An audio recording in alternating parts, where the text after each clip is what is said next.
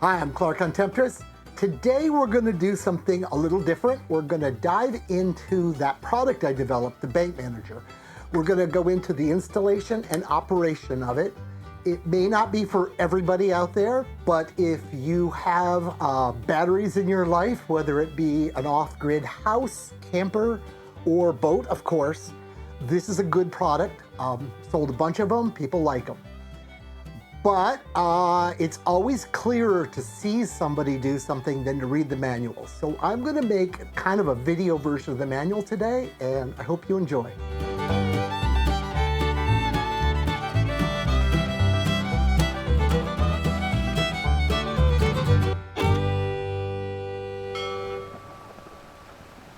Okay, this is the BankManager. It comes in a couple forms. This one is what we call the all-in-one. It's also available in a mode where essentially it's cut in half right here. This part goes down by your batteries. This part goes up where you want the display, and you hook them together with Ethernet cables, so it's pretty easy to wire them together. Where the BankManager itself requires a lot of wires, so keep that all close to where the wires go. There's also one in a white case, that's the Generation 2, and it has a subset of the features that the Generation 3 has. What the BankManager does is it lets you bring lithium batteries, modern batteries, into your lead-based system. So if you have an off-grid system that is based on lead and it works now and you're happy with it, except you're not happy with the lead batteries, of course. They're kind of old style, they don't last very long, and they're heavy and big and they don't hold a lot of power. The BankManager lets you add lithium to your lead system instead of replacing your whole charge system. So that's going to save you a lot of money on all those charge controllers that you might choose to replace. Also, you get to keep your old lead batteries. And lead actually has a good place, particularly on a boat where you're going out far and away from replacement parts, let's say. If you have a camper and you lost your lithium battery, it would be like, contacting Amazon, have a new one sent to wherever you are, put it in, you're fine. But if you're out in the middle of nowhere on a sailboat, it is a lot more difficult to get parts shipped in and a lot more expensive. So having lead around is important because lead is tough. Lead is it's a joke, but I love it. It's just a bowl of sulfuric acid with some lead plates in it. There's very little to really go wrong, like instantly. If you get hit by lightning, don't expect your electronics to survive. They'll be hit and miss, and some will and some won't. But the lithium battery, well, that's got electronics in it. The lead battery does not. So if you still have lead in your system, you can start your engine. You can run some electronics if they're still working. Hopefully your depth sounder and your chart plotter. And hopefully and very likely your fridge will still be operating and you get to keep your food, cold while you're out there still enjoying your trip until the next time you get to where you can get replacement parts. It's a whole different world than I lost the lithium's BMS. I am now Joshua Slocum living in the 1800s trying to sail around the world without electronics. Are you really equipped for that? Are you confident with a lead line and a sextant and paper charts? And do you have paper charts? So I think having lead around on a sailboat is critical. This lets you have that lead, and if your lead's in good condition, you still have it as a backup. The lead will get used after the lithium's done. I've sold about 1,000 of these. People seem to like them a lot. I'll put a link down below for the precise invitation link, but I have a group on Facebook where everybody can kind of chat and help each other out with installs and stuff. But, ask around, see what people think. I think you're going to find people are enjoying them and they're doing what they're supposed to do. Let's do an install now. So I've got one kind of half installed here, and I'm going to go through the wiring for it. The wire I'm using is really crazy small, and particularly the cables that will go to the batteries. It's very, very small, but this is my lab bench, so it doesn't matter quite so much. The wires are very short, And you'll be, moving a lot more power than I will here. I'm going to be moving 5, 10 amps tops. You'll be moving hundreds of amps. So size your cable accordingly. And also, I'm not using fuses. That's my choice. Use fuses. The permanent install, definitely use fuses. Something will go wrong in the future. Maybe the boat will even flood. You want things to be fused. Okay, let's install it. The center of the system could be seen as this. This is the contactor. I'm using right now the contactor that I supply and make available to you. It's made in the United States. Honestly, I haven't found a better contactor than this one. If I find one, I'll be making it available through my site, but if you look around, you're just not going to find one. This is a bistable contactor. The BankManager can operate a low side signaled bistable contactor as long as it meets the other criteria. This will apply negative power for 150 milliseconds, and this can apply a lot of power, so that won't be a limitation. It'll also support normally on or normally off relay type contactors. The problem with that is they're eating power all the time. So if that works in your system, great. If it doesn't, the bistables are wonderful because they use a tiny amount of power for 150 milliseconds when they change state. Otherwise, they don't use any power at all. So this would be the center of the system. One of these lugs is going to be thought of as the lithium side of the system, and the other is going to be referred to as the lead side of the system. So this is the lithium side in this case. I'll be running this wire to this little lithium battery, and I'll be hooking up the rest later. But let's go over the other wires. I have a wire coming from the lead side to the common coil of the contactor. This would have a fuse on it. Look at the manual. Again, do as I say, not as I do. I have 2 wires coming from the on and the off coils, and they go to the BankManager's on and off terminal. I have a wire coming from the lead side to sense voltage, and that goes to the PB terminal. I have a wire coming from the lithium side to sense its voltage, and that goes to the LI terminal. And beyond that, we have the other kind of center to the system. We have this. This is a Hall effect current sensor. I chose a Hall effect because a shunt causes voltage drop. And there's nothing in the BankManager system that causes a voltage drop except for the contactor. But this is a good, big, stout contactor that can pass 300 amps all day. And I needed to have a switch, so that was the way I did it. If I used transistors, it would have been more voltage drop than this. And honestly, I think the contactor is a tougher device. So here is the Hall effect current sensor. It needs 4 wires to operate.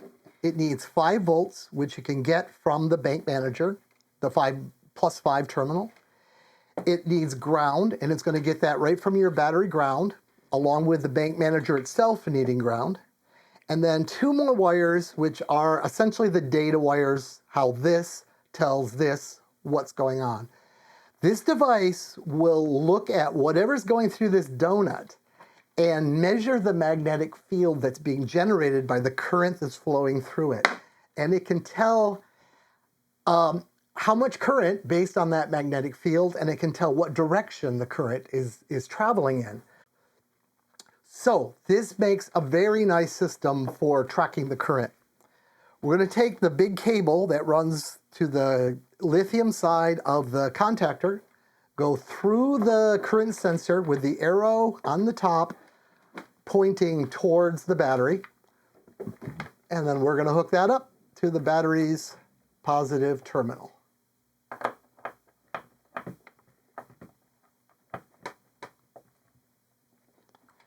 We're going to hook those negatives up to the battery's negative terminal, as I mentioned.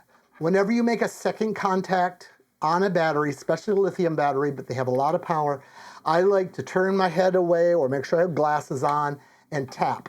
If you see a spark, you might have done something wrong, and you don't want that spark, hurting you, because it can throw some metal around.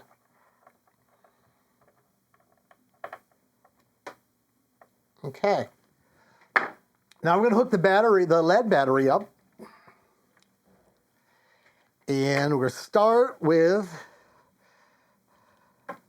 a jumper from the lead side of the contactor to the positive side of the lead battery. And we're going to tie the batteries together on the negative side.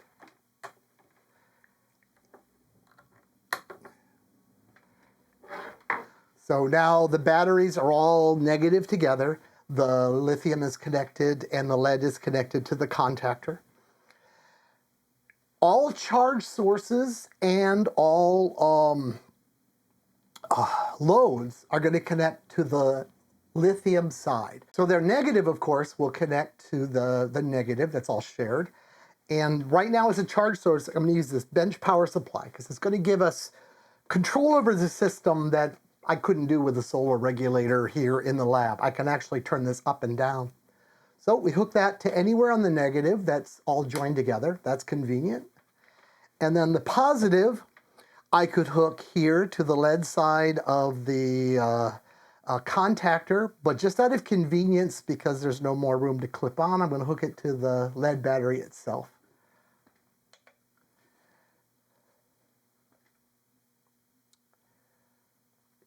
Okay, I'll turn on the device. It's set for 14.4 volts. I haven't activated it yet. It's in off mode. And I'm going to turn on the BankManager.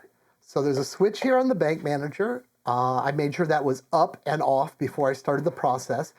Make sure you turn the BankManager on with the switch. Don't let the wires turn it on as you're making connections. Electronics really hate something called switch bounce, which is turning them on and off like 1,000 times in a second. And how a human hand and screwdriver are, that will happen. So you want to have good connections, and then you want a nice clean switch turning it on. BankManager came on. You might have heard a click. I was talking, but that was the contactor being put into off mode. And then again, just as the display comes up after the boot time, it does it one more time. This is just so that the BankManager absolutely knows that the contactor is in off position. The BankManager says disconnected. It tells me the lithium voltage. This battery is at 13.13 volts. The lead is at 12.74 volts. And there's a little B on the screen, and that just verifies that the BankManager thinks this is a bistable contactor. If we were to go into the menu system, we can change various things, including what type of contactor it's expecting. Why this is very important is if you tell the BankManager you're connected to a monostable contactor, but you connected to a bistable contactor, the BankManager will proceed to burn out this one. It just can't take the other signal. It just can't tolerate it. Okay, we're going to make one change. We're going to go into the menu. Whenever you go into the menu, again, it tells the contactor disconnect. So pushing that dial is a good way to shut off your lithium battery if you needed to do that for whatever reason. The BankManager, let me actually do a factory restart because I was playing here. So we'll do a factory reset. I'll say, yes, I want a factory reset. And then we're going to leave everything just as it is, except the lithium bank size, which defaults to 100 amp hours. We're going to turn that way the heck down to 10 amp hours because that's what we have here, a very small battery. I chose to do this little study with a tiny, tiny battery because things will happen faster. If I had 400 amp hours of lead on the table, it would take hours and hours to go through a charge cycle. But we want to do this quick so we can all see it here. So this is a little motorcycle battery, and it'll be great for our needs. I recommend highly you don't change anything else in the settings, barring the size of the lithium bank, which is dependent on what you have, of course. And if you're using a different kind of contactor, obviously, you have to tell it that. But beyond that, get the system running as default. Then you can start playing, and only play a little at a time. Some systems try to nanny you and protect you, and they don't let you make settings that would make it not work. I don't believe in that. I think you're the human. You can make decisions, even bad decisions. So I'm allowing in this menu you to set up things that just won't work. If you're one of these guys that thinks you're smarter than the manual and you're going to go change everything right at the beginning, you very likely will build a system that won't work. It's probably like the third most common question I get from the field. Why isn't my system working? And it's because, well, you told it not to. Don't do that. Get it working this way, then you can tweak. That's how I've designed it. Okay, so we'll go back, and to go back, we go through the menu system to the bottom where it says resume operation, click, and we're back into the system itself. There's one more thing I want to install, just thought of it now. Before we operate and do a charge cycle, I'm gonna add one more thing. So let me just turn it off. And this is something that only works on the Gen 3. It won't, the Gen 2 does not have this feature. But this is a power resistor. This one is 6 ohms. So at 12-ish volts, it will pull about 2 amps. I'd like to see more like 3 ohms. You know, it pulls double that. And that could just be 2 of these in parallel. Or it could be anything else. A lot of people are using fans, you know, like blowers. That's a fine solution because not only does it work well and it won't overheat because it's a blower, but you can hear it and you know what's happening in the system. I like having a blower. I think it's probably a better solution than this.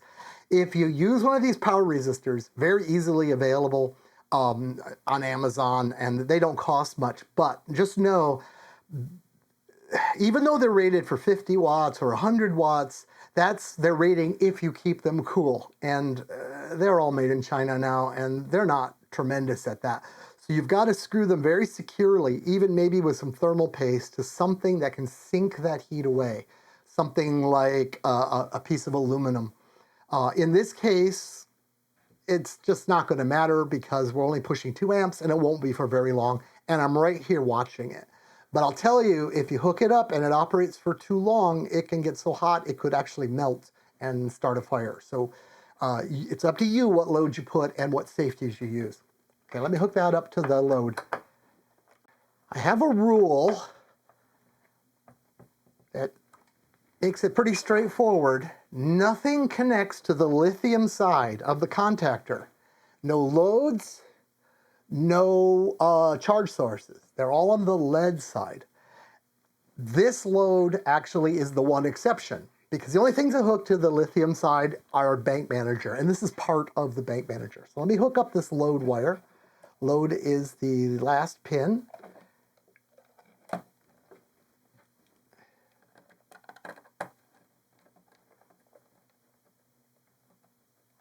There we go. Now we're ready. The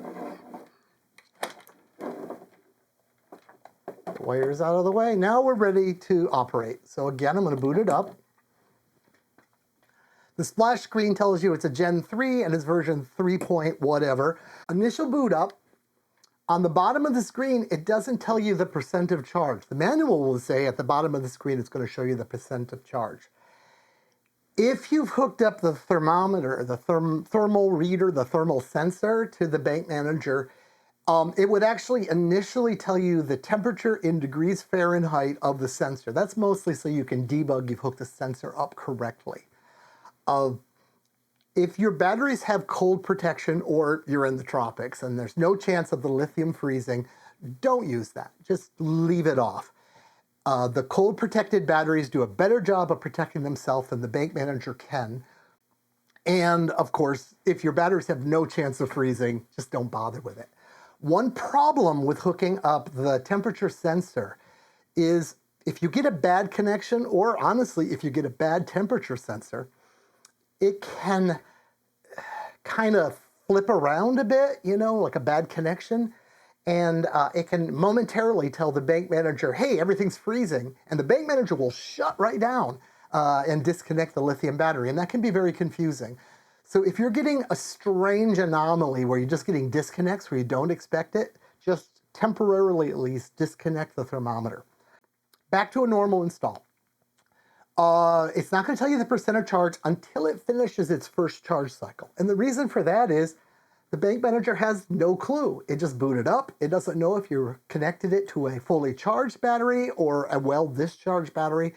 So until it finishes the first charge cycle, it just doesn't know. It's interesting because its logic for knowing the state of the battery has nothing to do with counting the amps. Nothing at all.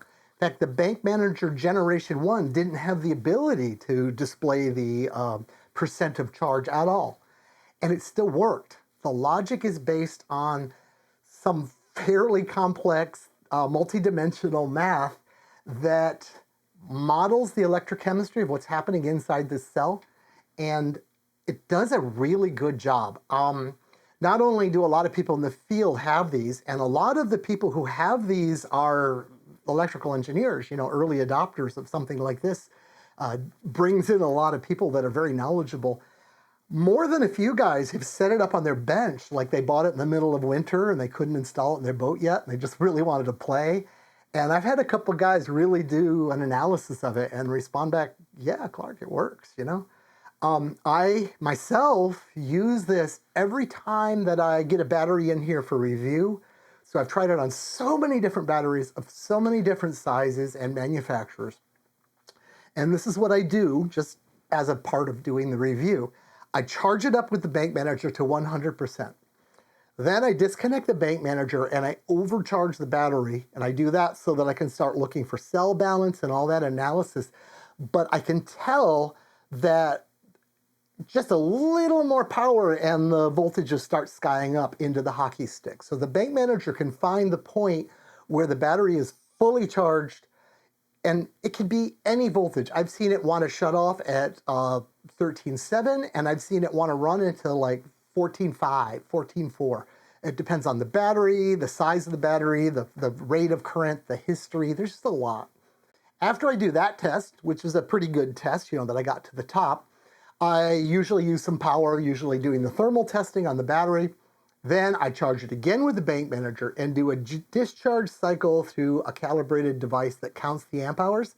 And I almost always find that the manufacturer gave us a battery with just slightly more than rated number of amps. That tells me that they gave a good battery, but it also tells me that the BankManager didn't undercharge the battery. Chronic undercharging of lithium iron phosphate will develop a memory, and then you'll just have less and less and less capacity as that's coming down. So it's important to charge to 100, but never over 100, and this can do it. All right, we're all set up. We should do a charge cycle.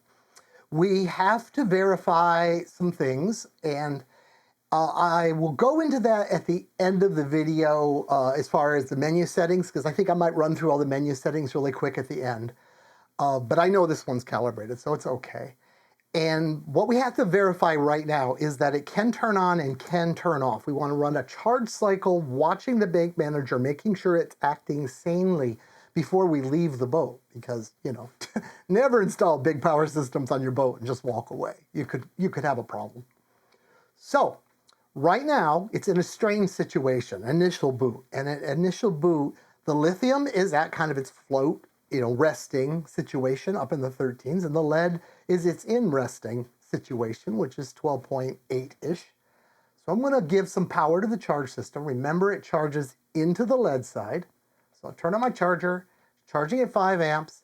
The lead voltage is coming up and coming up.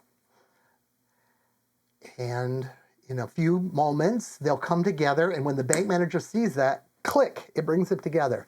Now, initially, I'm seeing a negative number because the lithium is actually helping charge the lead to bring it up.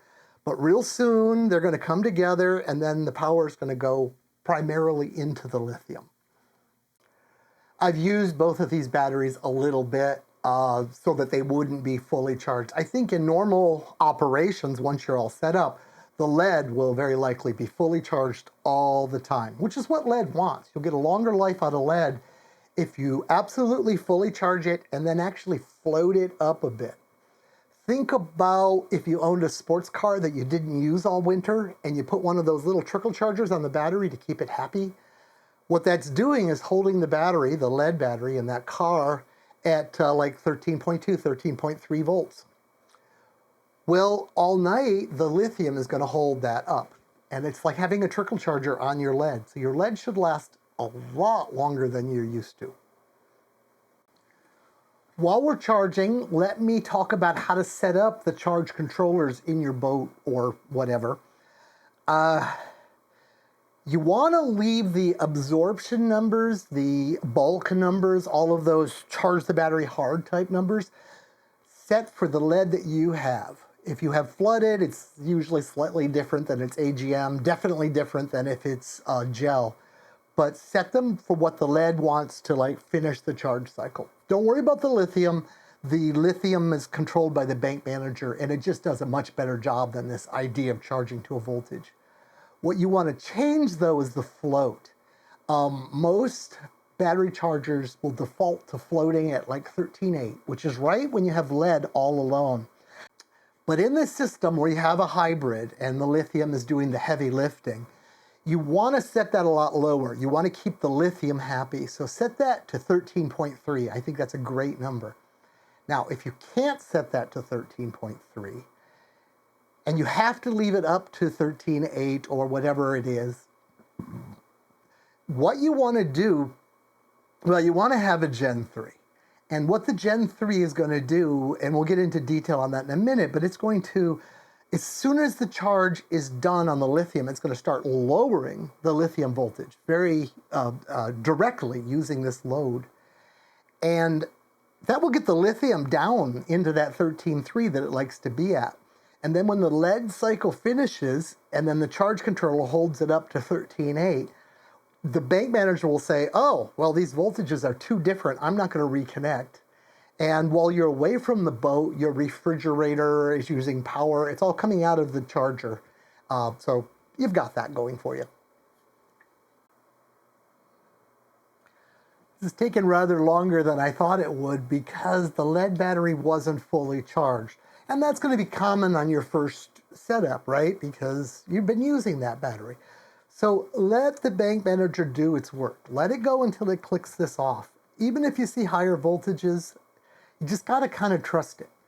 You're never going to destroy a lithium in one charge event. You remember the BMS inside the lithium is there for those destroy the battery situations.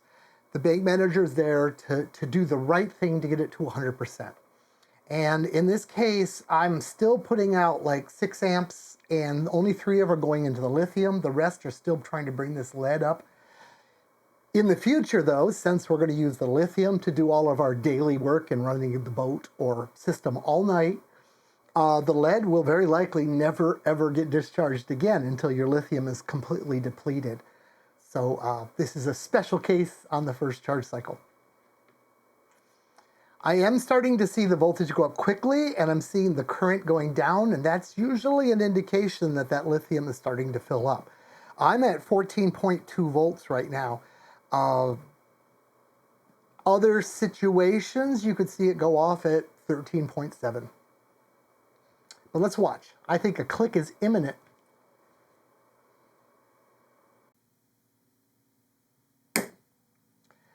There's that click. Some things have happened. We see a little X, and that little X in the corner of the screen tells us that this load is now enacted here. And yep, I can feel it getting warm. It's burning power. That's driving the lithium voltage downwards. See it going down? And it's going to take it down to where it's safer for the lithium to camp out. The lithium really always wants to be resting below 13.48 on a 12-volt system. The asterisk is saying, hey, you've just finished a charge cycle. Good. And then down at the bottom, we now have a bar and 100%. That's counting the amp hours in this lithium because the BankManager now knows it's fully charged. Okay, the X is starting to blink. The voltage is stabilizing. And also notice that the lead voltage is going up. It's going up a little higher than it should because of my settings. That's me being a bad driver over here. So, if this was a proper lead battery charging system, whether it be solar or plug into the wall or whatever, it would eventually say, oh, well, your voltage is up where it needs to be. It's been there long enough. So I'm going to now stop charging. So let me tell it to stop charging. I guess the easiest way just to shut it down. Now the lead battery voltage is going down. The lithium is already down to 14.46, nice safe place for it. And the lead is, doing what lead does, coming down faster than lithium normally would have.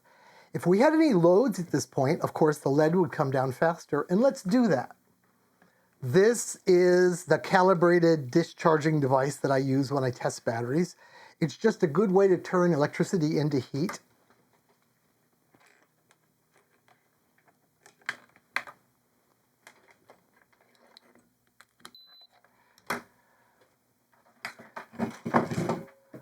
Let's hook it up to the lead side, as we always do.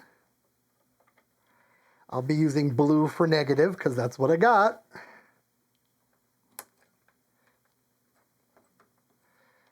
And yellow for positive, because, well, classically, actually, yellow means 12 volts, like in computer power supplies.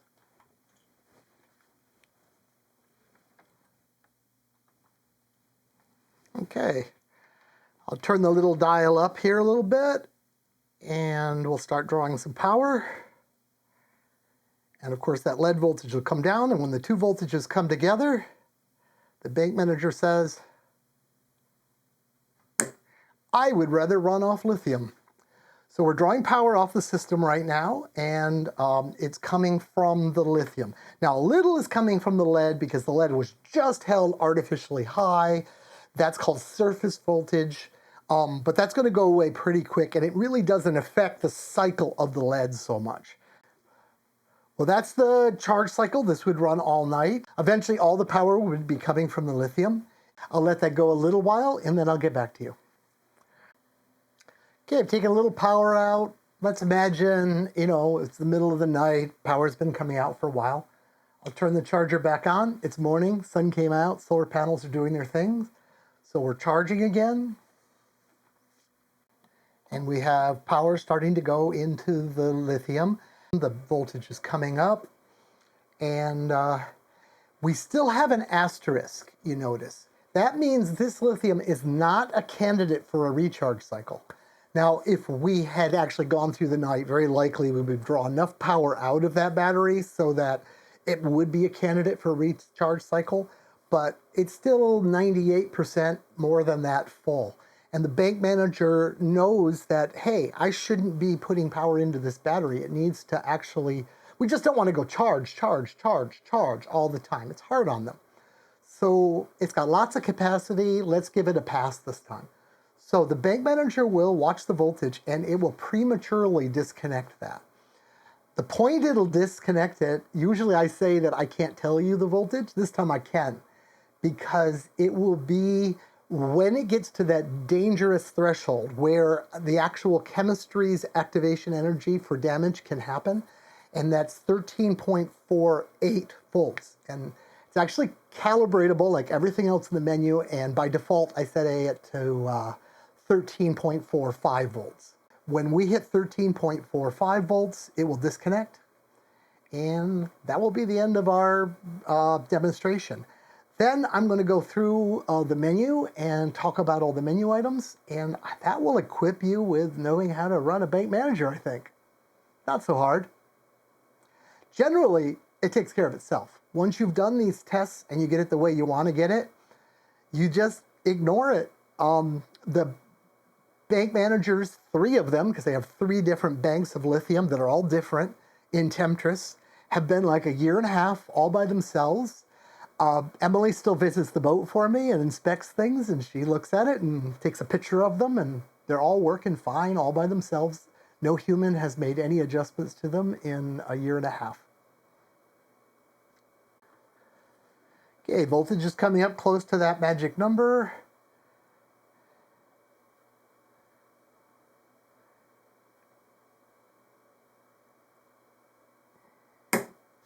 And the BankManager has said, you have enough. We're now back to being a lead boat. All systems are running off lead. Charge is going into the lead as necessary. We're done. Okay, let's clear away some of these wires, and then I'll go through the menu with you. I hope this shows up in this camera, or I'll be refilming this, but here we go. Okay, so we're disconnected. I'm going to push the menu button. It puts us disconnected again. And we've got these settings. Okay, the first setting is charge to. When you push the button, it goes into that, and you get to adjust that. I highly recommend you leave that to 100%. If you're putting a boat in storage, there'd be some reasons to use smaller numbers, but generally 100% is where you want it. If you set it for 90%, it's not 90%, it's just sort of 90%, and 80 is less than 90%. I've never calibrated those numbers directly because, well, it would be a lot of work, and nobody should be using it. And if you do need to do a smaller amount, you just need it to be a relative number, so it just doesn't matter that much, in my opinion. Also, if you charge them below 100%, you are causing memory. So, it's not good for the batteries. There's one more setting here at the bottom called Use Volts. And if you go into Use Volts, you get some more menu items. I won't go into that in too much detail, but the thing to know about that is now I'm no longer using the current sensor. It's a simpler logic. It's sort of the Victron charge to voltage logic with better capabilities. You would use the charge volts for two reasons. Number one, if you wanted to do a balance of your battery, if you put it in charge to voltage, you can just tell the BankManager, let the voltage come up. And you need to do that to check the balance. And number two is if you start having problems with your current sensor, and it's made out of Chinesium, it could fail. It's one more thing. I try to make this as robust as possible because I've lived this life where I'm out in the middle of nowhere and I want nothing to be able to fail that doesn't have to fail.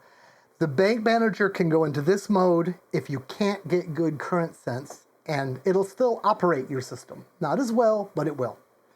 I won't go into those settings quite so much. Let me put it back, charged to 100%.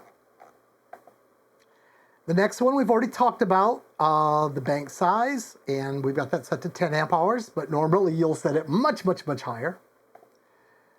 That settings goes up to 2,550 amp hours, which is way more than a single bank of battery should ever be. I think 1,000 amp hours is too much to have all together under one BankManager's control, because all the batteries will be a little different. So when you get up to that point, obviously your battery budget is pretty big. I would split the banks and use multiple BankManagers. But I let the setting go up because, you got to do what you got to do. Reset charge. This is the point where the asterisk goes away. And I've got it by default set to 80%. So this battery would have to come down below 80% before it's a candidate to go all the way to 100 again. And what we saw in that second charge cycle with the asterisk up is what happens when it hasn't dropped down. And it will take some power, but as soon as the voltage comes up above where bad chemistry could happen, out it goes. Max float voltage.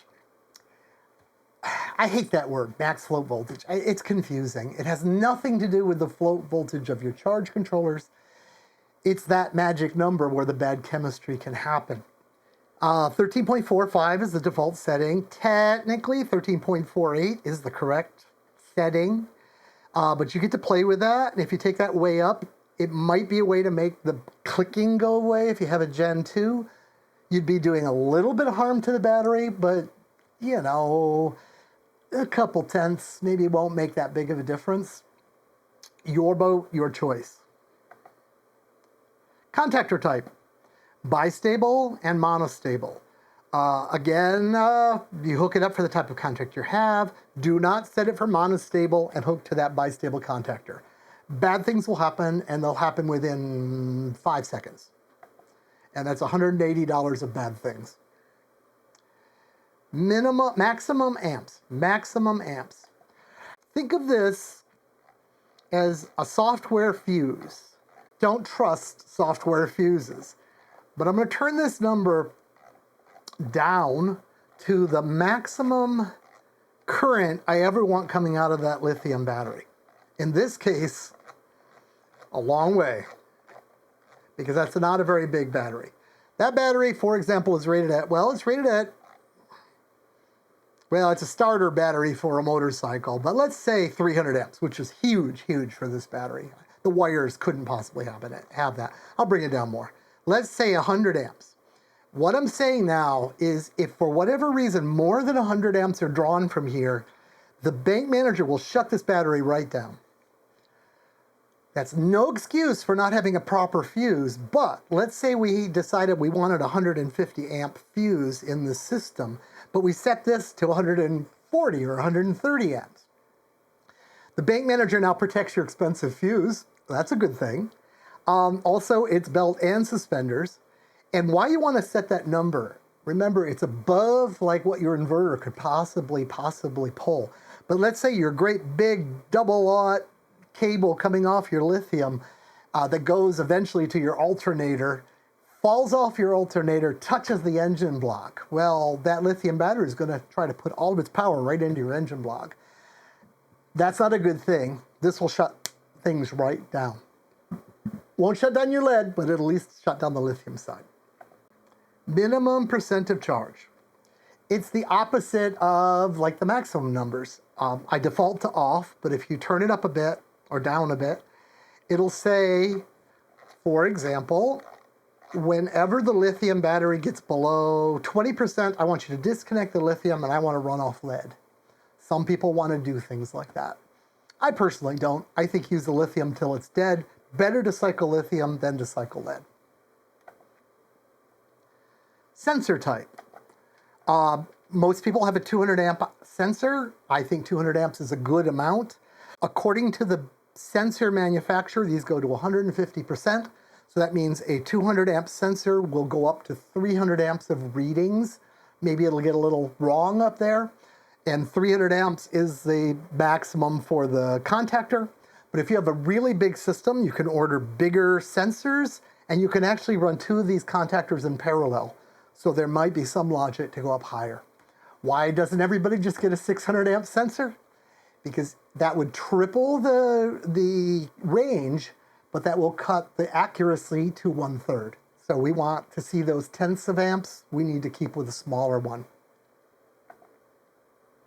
Now, lithium voltage adjust and PB voltage adjust. Because the Gen 3 has some Ethernet cable connecting the top and the bottom, quite possibly, I didn't try to pre-calibrate them perfectly. They're pretty darn close, but that piece of wire affects the reading. So you want to get a good meter you trust, not Harbor Freight. If you want a good meter and you don't own a good meter, I've done two reviews of special versions of Fluke meters that were made to be sold in Asia. So their price point is much, much lower than other Fluke meters, but their quality seems to be everywhere up there is good. So get a good meter somehow. Borrow one from a friend, put it on the battery, and then go into this and just adjust the voltage until it reads, you know, what it should read. Do that for the lithium and do it for the lead, and you're done. Shutdown temperature is if you have the temperature sensor, it will shut down at whatever you say in Fahrenheit and Celsius. I default to 35 degrees, seems reasonable. Don't set it right at 32 because the sensor isn't in the battery. And then it will come back on at a little bit higher voltage. I think it's 5 degrees Fahrenheit higher than that. Bluetooth name. Go into there and choose a name. And the name is just a number, but you get a lot of choices. You get the choices because maybe your neighbor has one of these, but also you might have multiples. If you leave that on when you leave the screen, it will start transmitting on Bluetooth. The good news about the Bluetooth part of this is there's finally some action on the application side. So you can look at the history. You can do all the things that this can transmit on Bluetooth. There's a home automation system out there that like runs on Raspberry Pis, and someone has made a boat library for it, and they've included a receiver for this BankManager. So I've been sent some images of history graphs and stuff. It's sexy. Better, a guy I know, actually I did a video with him. He's the guy that was presenting his Portland Pudgy dinghy in our Show Us Your Dinghy series. His name is Quackenbush. And He does installations in boats and high-end campers, and he's been installing bank managers. And he really, really would like someone to have done an app. And he just said, well, I need that. Clark doesn't seem to be doing it. Nobody else seems to be doing it. So he hired a college student to do it. And I guess they're making good progress. So anytime now, there should be an app available on your phone. Back to this. Current timeout. When the bank manager shuts off the lithium, you can it starts at 0, which is just nothing. You can add an amount of time. And I don't think anybody's going to do this. This would be more for very large off-grid houses, but it possibly could be for alternator control. I don't know. You shouldn't need that in a small system. But in these very big solar arrays that are like 40 kilowatts, if I remove the lithium from the system and the lead is really small, relatively speaking, those slow Chinese inverter charger all-in-one units will keep putting out a lot of power, and the voltage could go skying up in the lead. So what this does is it signals on a pin that I would like to disconnect, and then it starts counting that amount of time, and then it disconnects. So the lithium technically might get 5 extra seconds of charging, no big deal. But it gives you 5 seconds to do something with that signal, more likely telling the inverter chargers just to shut off, and then they can restart and warm up like they do, and all will be well. I haven't tested that. That is completely up to you guys with the big houses. I just put something in that might help you out. Factory reset. Of course, if you choose on, push the button, everything goes back to the factory settings. And then we've already talked about resume operation. Just click on that and you go back to normal operation. Well, that's my bank manager. I hope this is helpful. I hope that people that do an install go deep into this and see how it goes from my point of view. I've had a couple guys do videos on their installation that is very helpful. But anyway, this is the Gen 3 version, which the other guy that did the best one, I'll link below, his was a Gen 2. So much is similar, but there's a few extras on the Gen 3. And of course, along the way, I probably mentioned some things he didn't mention because, well, I'm probably the only guy that knows them. I hope you enjoyed the video. For those of you who aren't putting a bank manager in, I can't imagine you stuck around this long, but if you did, thanks a lot. Bye from Clark on Temptress.